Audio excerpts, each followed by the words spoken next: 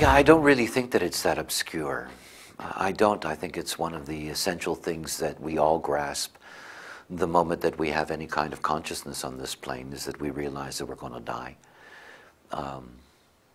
You know, dying is part of living. It is what it is to be a bioform. We all begin to decay, and we all become aware of that. Bardo is something that is really an extraordinary thing. You know, I'm asked a lot over the years about what happens to us when we die. The biological death is when the design crystal drops down from the ajna center and reconnects with the magnetic monopole. They started the process together in the cell that would expand and become a life, and they leave together. They return to the core of the earth. They return to the design crystal bundle. That leaves the vehicle devoid of its biological direction. There's no control mechanism anymore. Yeah, one of the things that we know is that the brain itself, as an example, retains a tremendous amount of residual electrical energy. It takes a while for that to actually shut down. Not that there's any life in terms of how we understand it that exists with that, but nonetheless it's there. And of course, remaining in the vehicle is the personality crystal, or at least remaining in close proximity to the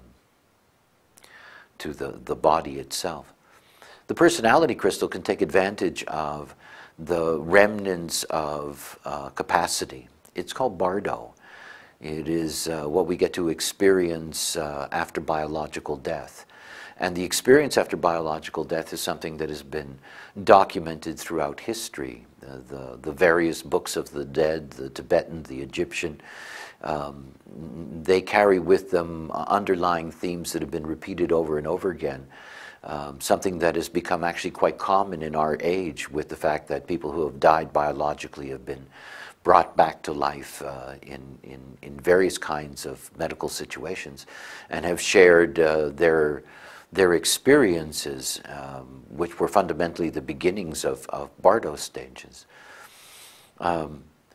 It is one of the things about what human design brings, is a possibility for not just correctness in the way in which we live, but a continuity in terms of the correctness in which we leave this plane. You know, there are two ways that we can leave this plane. We can leave correctly or not, and in both cases they do make a difference.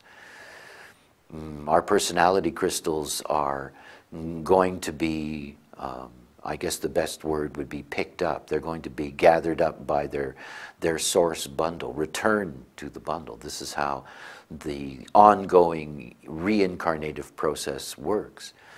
Yet, in order for them to do so, the body cannot be disturbed.